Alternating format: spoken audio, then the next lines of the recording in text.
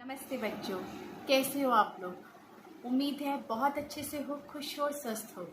मैं सोनिया गुसाई, आपकी हिंदी अध्यापिका, आज आपको पाठ 5 बातचीत के नए साथी का अभ्यास कार्य करवाऊंगी। लेकिन उससे पहले हम पुनरावृत्ति करते हैं। अब तक हमने इस पाठ में ये सीखा बेटा कि तकनीकी के आविष्कार के साथ हमारे जीवन में बदलाव आया है ना। समय के अनुसार तकनीकी का आविष्कार होता रहा और उससे हमारे जीवन में बदलाव आते रहे। बहुत से बदलाव संचार के साधन में भी आए। मैंने आपको बताया था, शुरू में संचार के साधन पक्षी थे, उसके बाद पोस्ट कार्ड आए, चिट्ठी पत्री आई, फिर ईमेल का ज़माना आ गया। उसके बाद तो अब आपको पता ही है, हम लोग व्हाट्सएप के थ्रू मैसेज वगैरह सभी लोग करते हैं। मोबाइल फ़ोन के बारे में बेटा मैंने आपको बताया था कि इसकी जब हमें सेवा लेनी होती है तो हम इसके लिए किसी भी कंपनी का पोस्टपेड या प्रीपेड सिम खरीदते हैं। पोस्टपेड का अर्थ होता है जिसका भुगतान हमने बाद में करना है। बिल का भुगतान हम करते हैं ना, बाद में करते हैं पोस्टपेड में। और प्रीपेड में जिसके लिए हम पहले से ही भुगतान करते हैं और बाद में हमें सेवाएं मिलती हैं कंपनी के द्वारा। ठीक है बेटा। अब बेटा हम बोर्ड पर देखते हैं, अभ्यास कर रहे हैं हमारा ये प्रश्न संख्या 2 यहाँ पे मैंने लिखा है क्योंकि अभ्यास कार्य में किताब में आपके 2 लिखा हुआ है।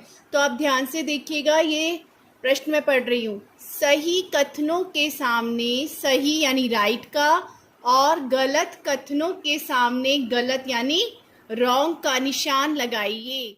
ये कार्य बेटा आपको पुस्तक में ही करना है, अपनी कॉपी में नहीं लिखना आपको। ठीक है, पुस्तक आप लोगों के पास है, पुस्तक में ही हम सही गलत का निशान लगाएंगे। तो पहला देखते हैं का, बातचीत के लिए पोस्टकार्ड जैसे साथी हमसे दूर हो गए हैं। तो ये क्या है बेटा, ये सही है क्योंकि आजकल हम पोस्टकार्ड का इस्तेमाल नहीं करते ना, है ना। हम फोन का इस्तेमाल, मोबाइल फोन का इस्तेमाल करते हैं, तो ये सही हो जाएगा। इसके बाद हम खा पाठ देखते हैं दूसरा। आज देश में करोड़ों लोगों के पास अपना ईमेल पता है। तो ये क्या है बेटा, ये भी सही है ना। बहुत सारे लोगों के पास अपना ईमेल आईडी होता है ना, मेरे पास भी है, आप लोगों के पास भी होगा। ठीक है बेटा। अब ग पार्ट देखते हैं हम। इंटरनेट पर आप मैसेंजर के जरिए अपने चुनिंदा दोस्तों, रिश्तेदारों से लगातार संपर्क में रह सकते हैं। मैंने आपको बताया था बेटा कि हाँ, हम अपने दोस्तों और रिश्तेदारों के साथ इंटरनेट के जरिए जो मैसेंजर होता है उससे लगातार संपर्क में रह सकते हैं। तो ये भी हमारा सही है। ठीक है बेटा। अब घ पार्ट देखते हैं बेटा। आजकल एक साथ कई मैसेंजर इस्तेमाल करने की सुविधा नहीं है। तो ये क्या होगा, ये गलत है ना।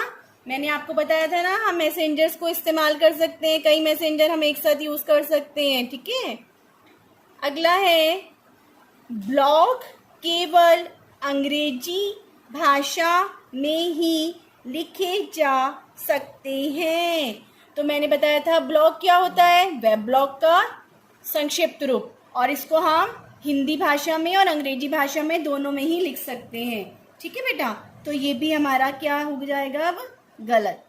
ठीक है बेटा। अब इसके बाद हम शब्द संपदा करेंगे, लेकिन इससे पहले एक बहुविकल्पीय प्रश्न है जो आपके गृह कार्य के लिए है, वो आपको पुस्तक में स्वयं करना है। ठीक है बेटा। अब शब्द संपदा देखिए, नीचे लिखे विदेशी शब्दों के हिंदी समानार्थी शब्द लिखिए। पहला शब्द है लेटर। लेटर को हम पत्र कहते हैं, इसका इंग्लिश में जब हम उच्चारण करते हैं ना बेटा, इसे लेटर भी कहा जाता है। ठीक है। अब इसका दूसरा है बेहद। बेहद का अर्थ होता है बहुत अधिक। फिर आता है पर्सनल। पर्सनल का हिंदी में अर्थ होता है निजी। फिर है अगला शब्द खासियत। खासियत का हिंदी में अर्थ होता है विशेषता। फिर है फायदा। फायदे का हिंदी में अर्थ होता है लाभ। इसके बाद ऊपर देखिए यहाँ पे खूबी। खूबी का भी हिंदी में क्या अर्थ है, विशेषता। कम्युनिकेशन, इसका हिंदी अर्थ होता है संचार। मैसेंजर हिंदी में क्या अर्थ होता है इसका? संदेश वाहक। इस्तेमाल हिंदी में अर्थ होता है इसका उपयोग। सर्विस, सर्विस को हिंदी में बोलते हैं हम सेवा। अगला प्रश्न देखते हैं बेटा, प्रश्न संख्या 2। दिए गए शब्दों के विलोम रूप लिखिए।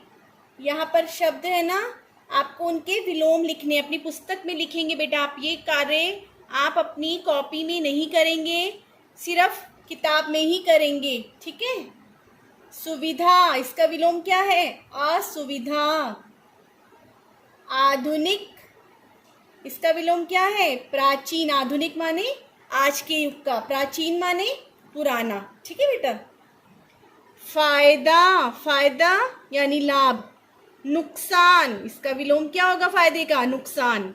इसे हम हानि भी बोलते हैं, ठीक है बेटा। संक्षिप्त, संक्षिप्त का विलोम होता है विस्तृत। संक्षिप्त माने छोटा, विस्तृत माने बड़ा। समस्या, समस्या का विलोम होता है समाधान। सस्ती, सस्ती का विलोम होता है महंगी। अब है प्रश्न संख्या 3। ये भी आपकी पुस्तक का ही है बेटा। इस पाठ में अनेक आगत शब्दों का प्रयोग हुआ है, जैसे पोस्टकार्ड, कंप्यूटर, खासियत आदि, ठीक है बेटा। तो आपको क्या करना है, आपका गृह कार्य है कि आपको इसी पाठ में से कम 10 आगत शब्द छांट के लिखने हैं। ये आपका गृह कार्य जो है हम कॉपी में करेंगे। अब मैं आपको एक बार समझा देती हूँ कि आगत शब्द किसे कहते हैं। आगत शब्द वो होते हैं जिन शब्दों को विदेशी भाषा से लिया गया है, ठीक है। यानी आप कह सकते हो कि विदेशी भाषा से आए हुए शब्दों को हम आगत शब्द कहते हैं। जिनका प्रयोग अब हम हिंदी भाषा में करने लगे हैं ना, उन्हें आगत शब्द कहते हैं। ये शब्द विदेशी होते हैं लेकिन इनका हिंदी भाषा में प्रयोग किया जाता है, इसीलिए इनको हम आगत शब्द कहते हैं।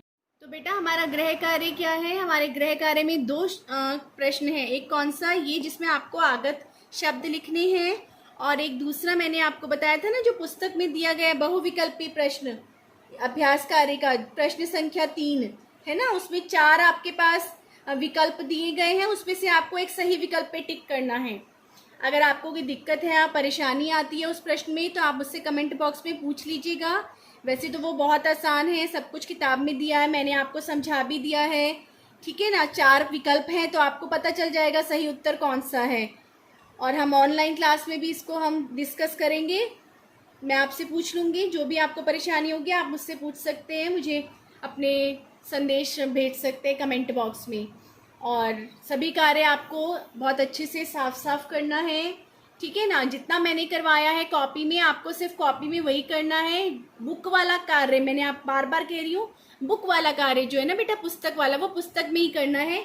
ज़्यादा कार्य हम कॉपी में नहीं करेंगे, ठीक है बेटा। ये पाठ हमारा अब समाप्त हो गया है। इससे संबंधित आप पूरी वीडियोस देख लीजिएगा और किताब में, पुस्तक में अच्छे से पाठ पढ़ लीजिएगा। जो भी चीज़ नहीं समझ आती है आप प्लीज़ मुझसे पूछिएगा ऑनलाइन क्लास में।